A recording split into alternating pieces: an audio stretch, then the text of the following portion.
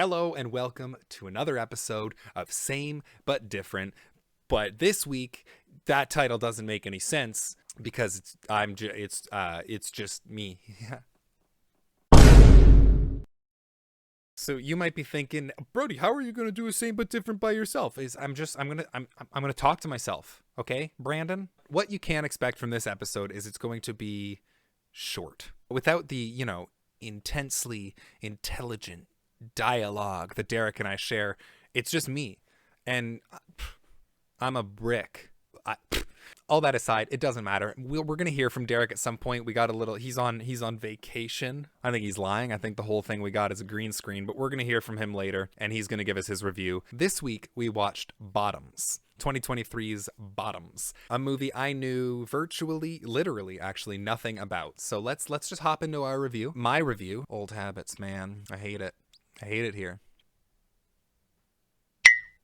We've seen this done before. This trope of movie. It's very super bad, book smart. It's very in whatever genre of movie you would call those movies. For being as cliche as this was original at the same time. It was very, very interesting how they accomplished that. There are certainly some familiar things along the way. The plot was pretty A plus B equals C. It was we've seen it before. Everything's coming, it's going great. It's going too great. Oh, a fallout. Oh no, I'm mad at you. No, you're a bitch. No, you're a bitch. We've seen it. But this movie was done in a way that it was just so over the top all the time that no matter how stereotypical it was, it still delivered an entertaining movie. What was interesting about this movie is, well, there were a few things that were interesting about this movie, but something that stuck out to me is that there were almost no adults in this movie. These kids were animals, and they were just allowed to do whatever they wanted. It led to some pretty crazy things. Even the assemblies at the school, like there were no adults, there were no principals, there were no teachers. The students just ran it, and the students are wild, feral beasts, and it showed a lot. The cast of this movie was an ensemble of people I've never seen in my life. Aside from, I don't know how to say her name, Ayo Edebiri. I'm not sure how to say her name, but I've seen her in The Bear. I've seen her in theater camp. She's up and coming. She's phenomenal. And the main girl, pardon me, didn't look up her name. Way to do your job, Brody. Shut up, everybody. Was also fantastic, and their chemistry was great. The little ragtag ensemble of girls in this fight club that they got together, it was a lot of fun. There were some cringy moments, but what do you want? Perfection? Don't watch this movie if you want perfection. The soundtrack was fun. There was some Avril Lavigne in there, and that always makes a movie better. If you put Avril Lavigne in your movie, it was done in a way that made you feel like you were watching an early 2000s movie a lot of the time. And that was pretty cool. I also just want to give a quick shout out to Marshawn Lynch. Before the murder mystery thing, no one knew Marshawn Lynch could act. And even that wasn't real acting, but he tapped into some comedic talent I don't even think he knew he had in this movie. I mean, he had some of the funniest lines in this movie. And fun fact, most of his lines were improvised. And I just got to give credit where credit's due. So you go, Marshawn Lynch. Yeah, buddy.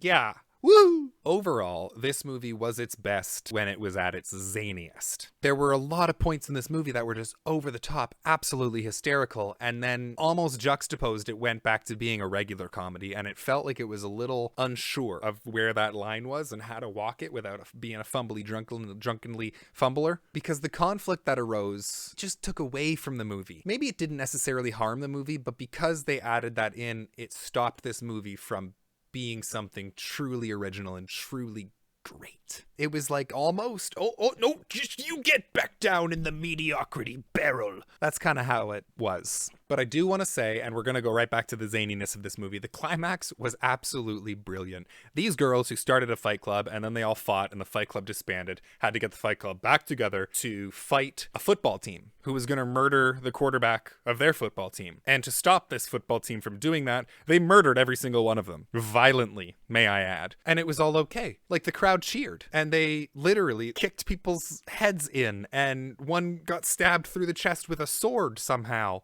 And it all somehow worked. Like, while I was watching it, I was like, what is going on? But I never thought, why is this happening? It just was the natural progression of this movie somehow. Very impressive in that regard. Like I said, I knew nothing about this movie, so that being said, I did like it more than I thought I would. Typically, a comedy movie that comes out with a high caliber like this, you'd think I would have heard of it. I'm kind of a movie guy, if you haven't noticed, and I hadn't even really heard of this one, so I wasn't expecting a lot. I liked it, more or less. I enjoyed this movie. I am going to give it 7 bloody noses out of 10. And because I've just been rambling and I want a drink of water, and who wants to listen to me talk this much, I'm going to pass it over to Derek, who's on fake vacation in fake Mexico. Derek?